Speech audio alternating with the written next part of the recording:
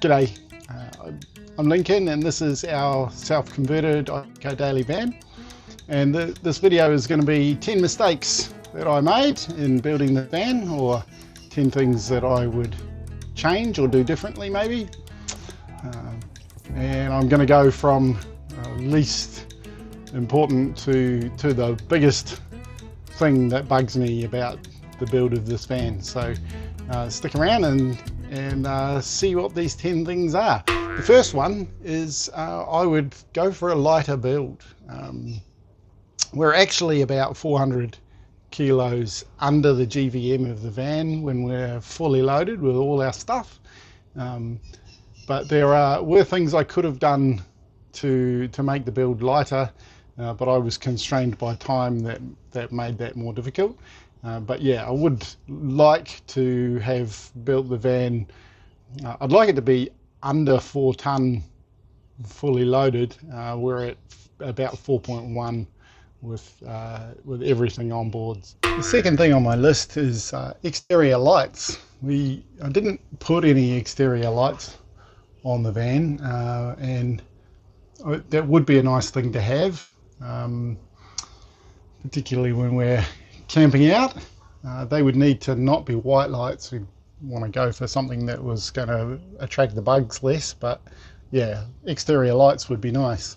The third item on my list is a mains water inlet. So down here we've got the water inlet for the tanks, and that's fine and it works well, but it would be nice to have the option when we're at a campground to be able to plug into mains water and not be running it through the pump. So I do actually have some parts to do that job, and that is something that I'm going to be doing in the coming months. Some things at this end of the list all seem to be outside things. So the fourth item on my list is a cassette style awning. So we use a moonshade, which is good and it's easy and it's convenient, but at times it would just be really great to have a cassette style awning. And so I am looking into the possibility of that. Not a straightforward thing with this van,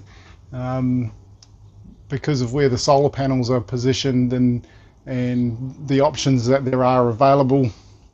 A cassette style awning will be a little bit tricky to fit, but I am exploring the possibilities. And actually related to that is the tilting solar panels. So these solar panels tilt on gas struts, and I did, when I was building the van, investigate the possibility of using actuators to tilt the panels, and I was really just under too much time pressure to be able to work that out, and so I gave up on that idea and went for gas struts. But actuators would be quite good. It's really useful for collecting extra power, particularly early in the day or late in the day, to be able to tilt the panels.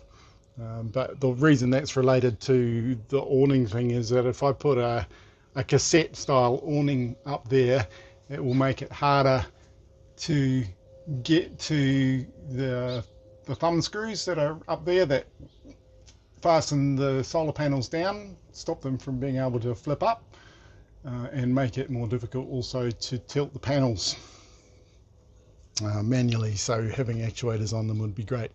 So that's kind of two projects that would need to be related if I was going to carry them out. I think that's all the outside things. So the next thing on my list is the bed. I would quite like to have a longer bed. So our bed goes east-west across the van, and that was a choice because of the things that we wanted to fit in. But it does mean that I'm a little bit tight for space. It's fine for Melanie, but for me, I can stretch out across the bed if I lie diagonally, which is fine, but to lie straight across the van is just a bit too tight, and so my feet end up against the wall here over by the window if I'm out full length. It's nice to be able to stretch out, so it would be nice to have even another 100mm on the length of the bed. 100mm is roughly 4 inches for those who prefer freedom units. So yeah, just that extra little bit would be great. But the compromise of doing that would mean needing to either turn the bed lengthways, which would eat up a whole bunch of space that would mean we wouldn't be able to have some other things in the van, or we'd have to put on pods or bulges on the sides of the van. The bed is to accommodate the extra length, so I didn't really want to do either of those things, which is why I thought it is the way it is. So number 7 on my list is the fridge. I would like to have a bigger fridge with a separate freezer. So this is a 130 litre Vitrifrigo 12 volt fridge. It has a remote compressor, and the reason that we chose this fridge was because of the remote compressor. It meant that we had more freezer space, so we've got a reasonably decent sized freezer, but now that we're living here in the tropics, we find that sometimes the fridge space is a little bit tight, so that would be nice to have, but of course take space from somewhere else to have a bigger fridge. So in reality, if we wanted to keep this kind of a layout, then it would be taking space from the pantry. Yeah, so anyway, that was number 7. The 8th thing on my list, and we're getting towards some of the kind of big ticket items, and it was hard to know where to put this on the list exactly, but it's the air conducting. So the air conducting was a bit of an afterthought in reality. I didn't plan ahead well enough, and so we've got air conducted here by the wardrobe, and down the bottom there at the toe kick underneath the drawers, and the third duct is here over the bed.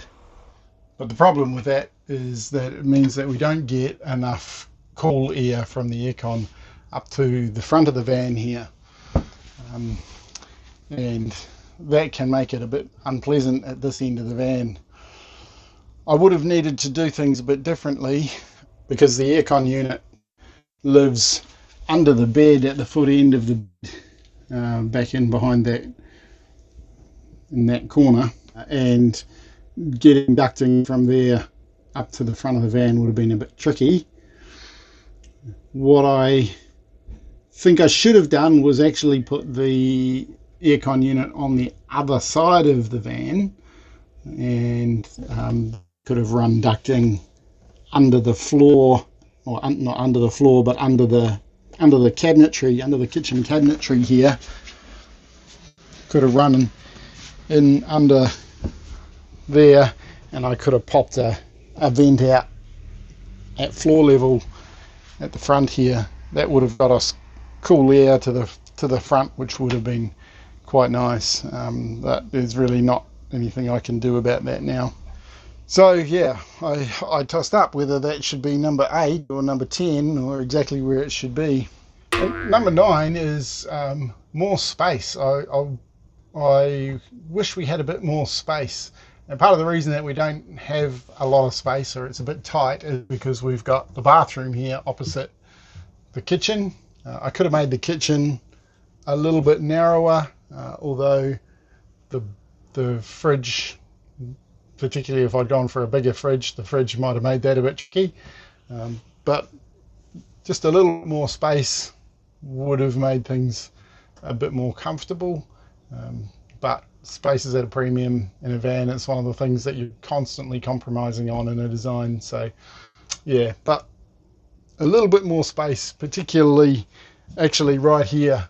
Um, when we get to here, it's all right, because if we wanted to get past each other, one person can kind of put a foot into the bathroom to get past. But here, where we've got this wall, the bathroom, and the kitchen cabinet and the sink here, it's a bit tight at times. So and that brings us to number 10, the thing perhaps is the thing I would most like to change, or most wish I had done differently, and that's the seating.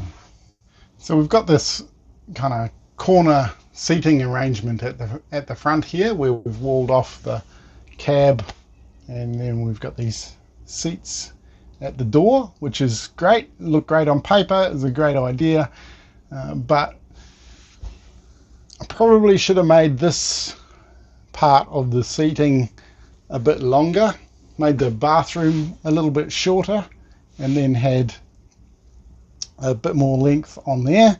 And this part that I'm sitting on should have been a bit deeper as well, so it should have come a little bit further towards the back of the van, so it's a little bit more comfortable. That would have been nice. What ideally I would have liked to do is have a dinette arrangement.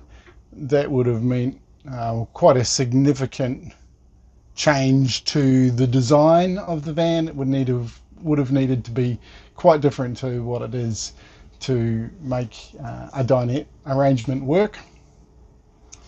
But yeah, that's probably my biggest regret, is not mocking up the seating arrangement better, and realizing that it wasn't really quite going to be as luxurious as I had hoped.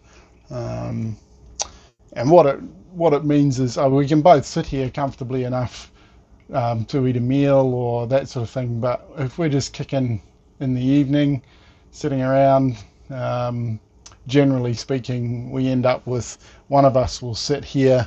It's quite nice. You can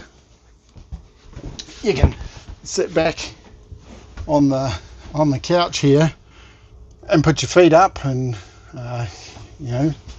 look at the view, watch the sunset and whatever. But it's not terribly comfortable for us both to sit here for an extended period of time, and so we end up with one of us here and the other on the bed usually when we're chilling in the evening. So that's 10 mistakes I made while designing and building our van. What do you think? Do you think some of those things were mistakes or not mistakes?